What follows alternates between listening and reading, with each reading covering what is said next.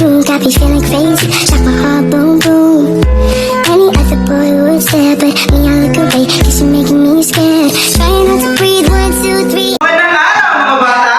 Magandang araw! Gusto kayo sa araw na ito? Mabuti naman po, Guro! May liban ba sa ating klase mga bata? Wala po, Guro! At dahil walang lumiban, palakpakan ninyo ang inyong mga sarili. Ngayon mga bata, bago tayo magsimula ay magkakaroon muna tayo ng kasunduan. Mga bata, ano nga ba ang inyong gagawin kung may nagsasalita dito sa harap? Ay ko, Makinig po ng mabuti. tama ay ko. Bakit kailangan ninyong makinig ng mabuti? Ana, Upang maintindihan ang Diyos, Guro. tama. Ano naman ang inyong gagawin kung gusto nyong magtanong o sumagot? Marilyn, Pagtaas ka ng kamay. tama.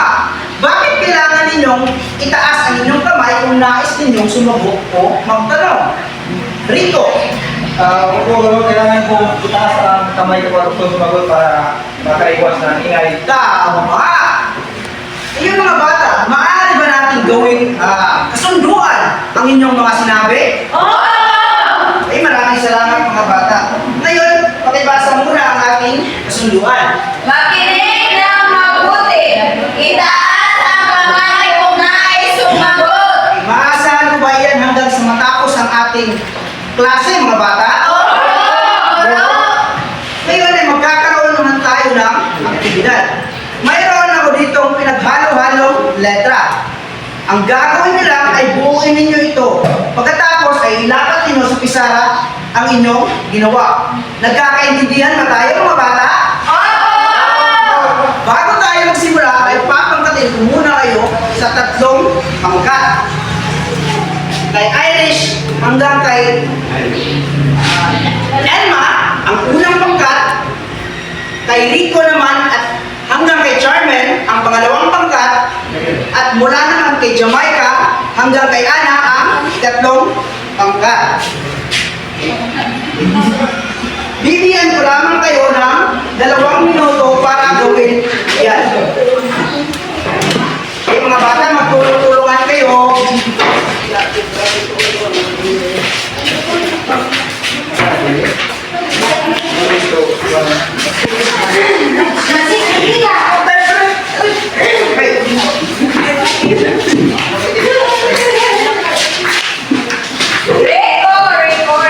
Okay, mga bata.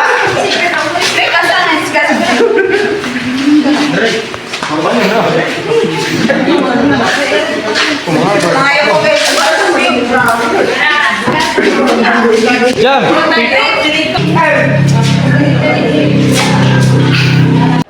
Ngayon mga bata, sa unang pangkat, ano ang nabuo ninyong salita? Pabula, tama. Ano naman ang nabuo ninyong salita sa pangalawang pangkat? Ipakrong, tama. Ano naman ang nabuong salita sa 3 pangkat? Tama. Dahil kayo lahat ay nakakuha ng tamang sagot mga bata, palakpakan ninyo ang inyong mga sarili. Ayan mga bata, base sa ating aktibidad, may mga ideya ba kayo kung ano ang ating tatalakayin sa hapong ito? Irish, Sa tingin ko po, Guro, ang tubasan na dating na yung tungkol sa pabula. tama. Bigyan ninyo si Irish ng 5 bagsak. Ang ating tatalakayin ngayon mga bata ay tungkol sa pabula. Ngunit bago tayo magpatuloy, mayroon muna akong pasasagutan sa inyo na matching time.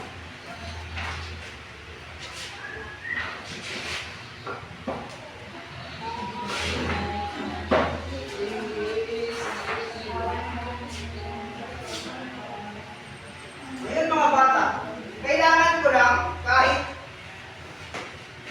5 mag-aaral na pumunta dito sa harap upang sagutan ito. Okay. Irish, ikaw ang una. Ninyo. Julvet, Charmen, at Rico.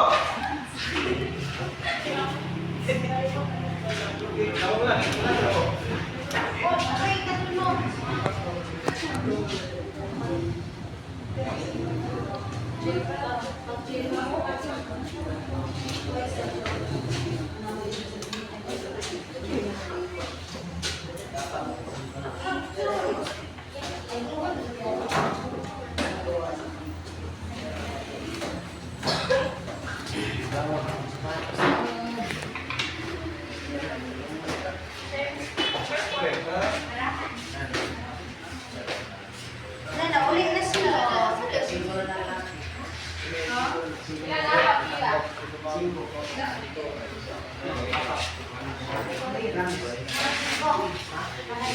Ha?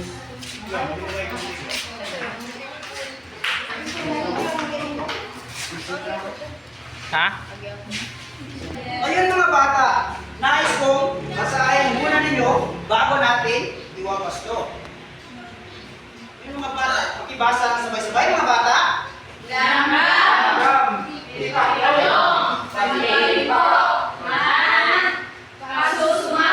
Okay, maraming salamat. Ngayon mga bata, dito sa unang bilang, tama ba ang sagot ninyo? Tama. Sa pangalawa, mga bata, tama ba ang ginawa ni Irish? Tama. Sa pangatlong bilang mga bata, tama ba ang kanya ginawa? Okay. Sa pang-apat at pang-lima mga bata, tama ba? Tama. Kayo ay nakakuha ng 5 puntos. Group. Ngayon mga bata, ay mayroon ako ipapakitang video sa inyo patungkol sa ating paksang tatalakayin sa hapong ito. Ang gagawin niyo ng mga bata ay makinig kayo ng mabuti at panoorin ninyo dahil maya-maya ay may itatanong ako sa inyo. Maliwanag ba mga bata?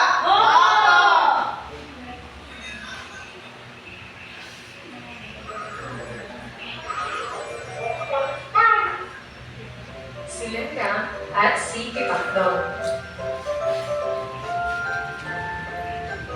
Isang umaga, maganda ang sikat ng araw.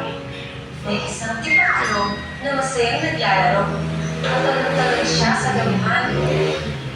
Di nagtagal, dumaan ang isang langgam na karga-karga ang buting ng bigas. Kaibigan Langgam, bakit naman po ka na ng trabaho at nag-impok ng pagkain? Tingnan mo ko, masaya naglalaro. Halika, malaro tayo, maganda ang sikat ng araw. Ang anyaya ni Tipaklong sa kaibigang si Langgam. Salamat, mahal kong kaibigan. Ngunit marami pa akong hahakuting pagkain. Kailangan ko itong gawin upang may sapat akong pagkain pagdating ng ulan. Sa gayon, hindi ako pugutumin. Matagal pa rin mo. Tingnan mo, napakaganda ng sikat ng araw. Kaya sarap sumayaw. Halika na! Pamimilit ni Tipaklong. Yun na nga, maganda ang sikat ng araw. Kaya dapat tayong magtipon ng pagkain. At nagpatuloy ang langgam sa paglalakad. Naiwan ang Tipaklong na patuloy na naglalaro sa damuhan. Di nagtagal, dumating na ang tagumpay. Hirap ang Tipaklong sa ulan dahil wala siyang matuluyan at wala rin siyang makain. Naisip niya ang kaibigan Langgam. Marami itong tinipong pagkain. Isang gabi, nakarinig si Langgam ng marahang katok sa pintuan. Binuksan niya ang pinto. Ako'y naguguto at di mo ginaw. Parang nag-awa. Kahit kung may pagkain ako'y inibigyan. Ang pagsusumamo ni Tipaklong. Naawa ang Langgam sa kaibigan at pinatuloy niya ito sa kanyang bahay. Humanga si Tipaklong sa dami ng pagkain na ito ng Langgam. Salamat, kaibigan. Ngayon, alam ko na ang sinasabi mo na habang maganda ang panahon, dapat mag-imbak ng maraming pagkain. Hindi tulad ko na walang ginawa kundi maglaro sa panahon ng pag-araw. Ang wika ni Tipaklong. Huwag ka lang mag-alala. Marami akong pagkain. Heto, kumain ka. Ang mahalaga ay natuto ka na sa iyong pagkakamali. Ang may kababaang loob na sagot ni Langgam. Nahihiyang kumain si Tipaklong at masaya naman si Langgam sa nakikita niyang pagbabago ng kaibigan.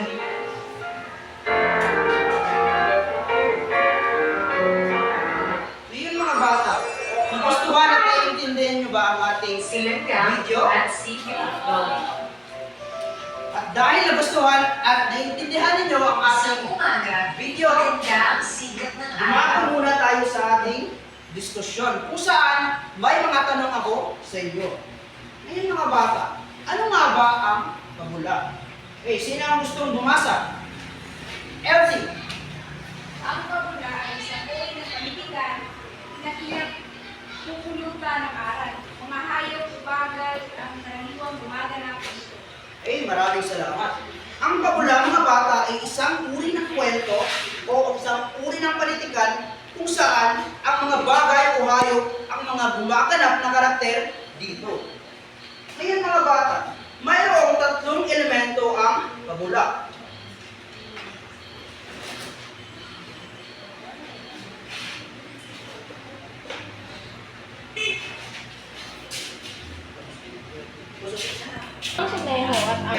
Jay.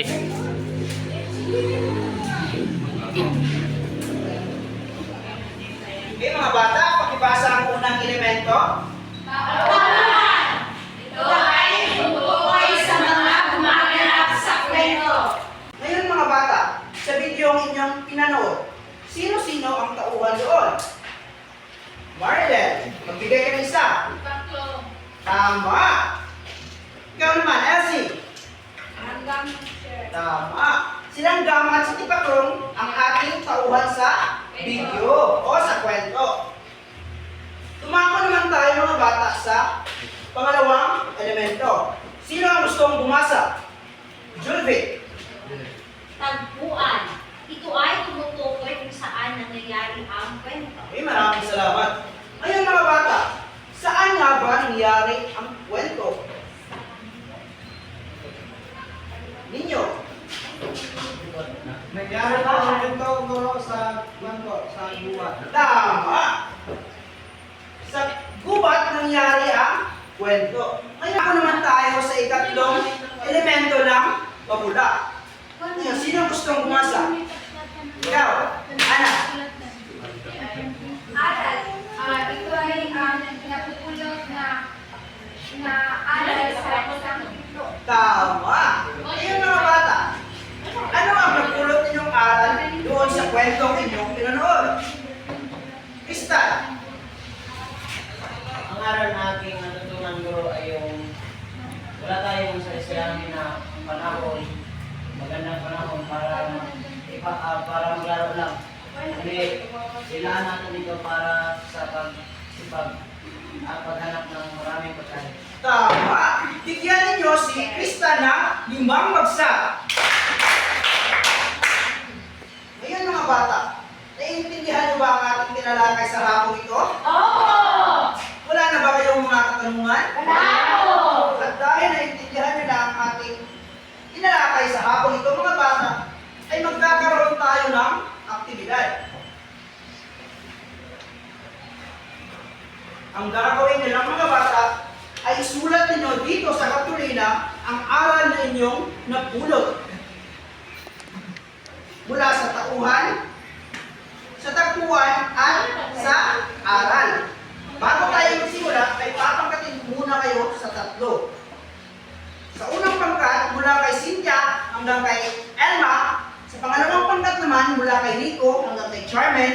At sa pangatlong pangkat naman, mula kay Jamai, kay Noriel hanggang kay Ana. Nagkakaintindihan ba tayo mga bata? Oo! Bibigyan ko lamang kayo ng 3 minuto para gawin ito.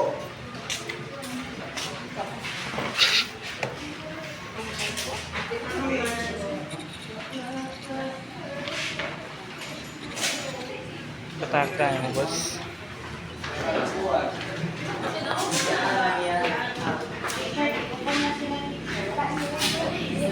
Sige mga bata, magtulungan kayo para mabilis matapos ang inyong gawain.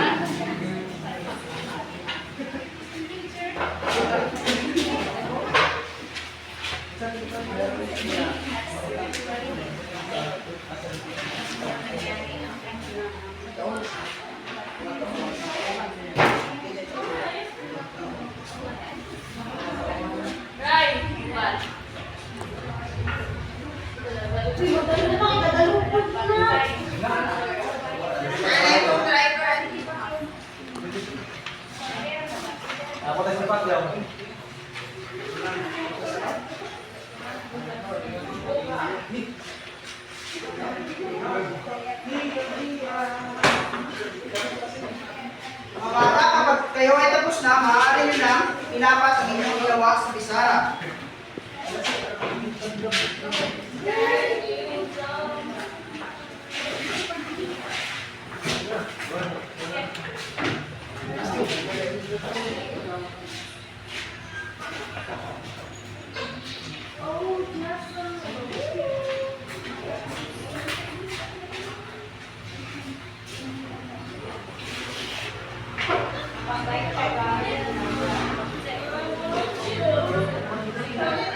Mga bata, meron na lang kayong 1 minuto para tapusin ang inyong ginawa.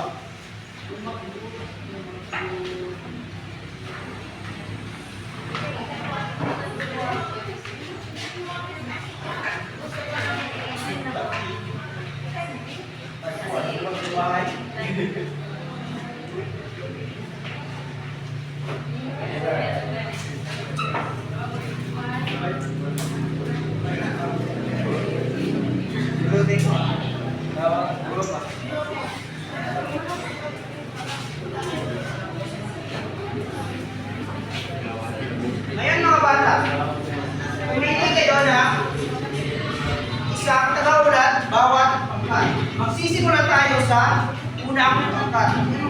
Sino ang inyong tagaulat? Tagaulat. Ninyo. Magandang hapon po sa lahat. Kami po ang unang pangkat.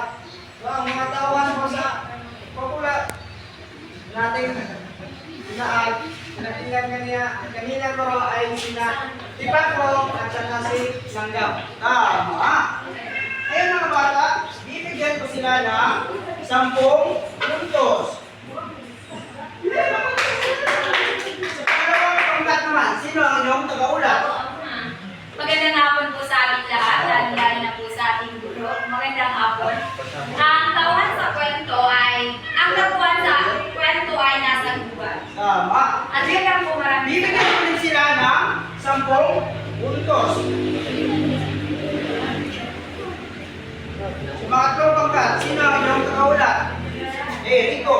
Ang pagkulang ng tatlong pangkat. Ang aral po na nakot namin guro ay ang aral aming ulot sa gitong itapaklong daga ay kapag may hindi tsaga, may laga po. Tama din.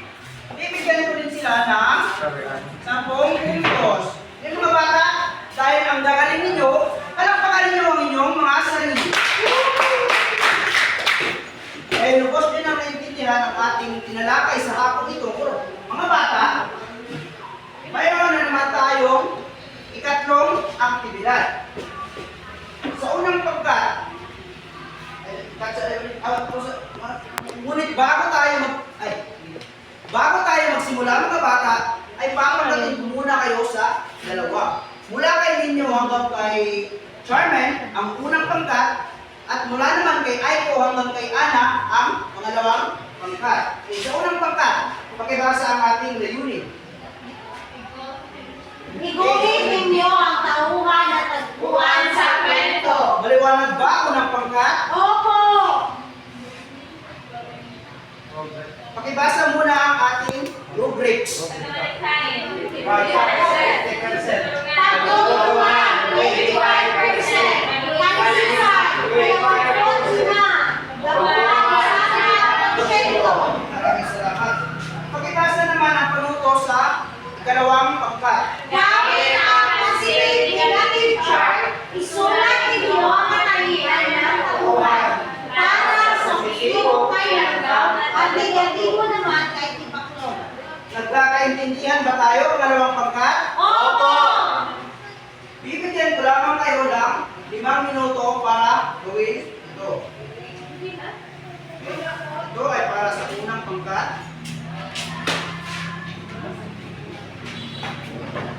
At ito naman ang pangalawang pangkat.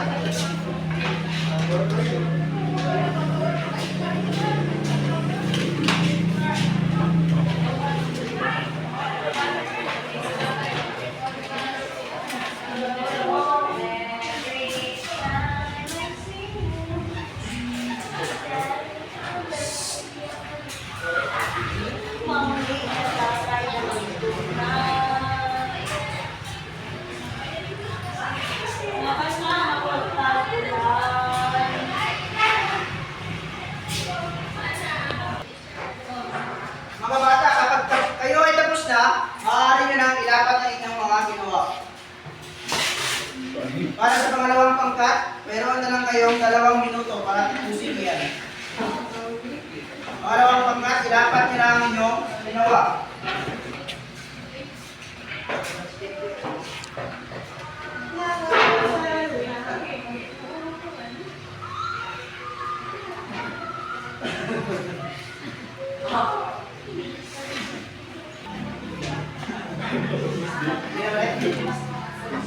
Ayun mga bata, iwawas ko na natin ang inyong mga ginawa. Magsisimula naman tayo sa unang pangkat. Unang pangkat, sino ang inyong tutulan? Okay, ikaw, Mariden.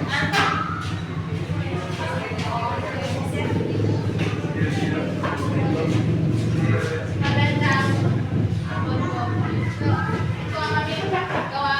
Mayroong puno, tapos ilanggam at Maraming salamat, Mariden. Tumako naman tayo sa pangalawang pangkat. Pangalawang pangkat, sino ang inyong tutulan? Another right. Okay, Rico. I see. Positibo, tiyaga, magbigay, mabait, sipag, dahilan ka. Negatibo, kung kayo paklog, tamad, walang oras, paghahanap ng pagkain, laging nagdadalo. Maraming salamat. Ngayon mga bata, iwawas ko na natin ang inyong ginawa. Sa unang pangkat, para sa pagkakalikhain, bibigyan ko kayo ng 50 puntos. Para sa inyong pagtutulong na naman, bibigyan ko kayo ng 25%. Ngayon, sa kalinisan, dahil malinis naman ang inyong ginawa, bibigyan ko din kayo ng 25%. Sa kabuuan ay mayroon kayong 100%. Tumako naman tayo sa dalawang pangkat. Mga bata, silang ba ay matyaga, mapagbigay, mabait at masipag? Opo! Mga. Ayun mga bata, sa tipagpulong ba ay tamad, walang oras sa paghahanap ng pagkain at laging naglalaro? Opo! Tama rin. Kayo din ay bibigyan ko ng 100%. Paalam na mga bata,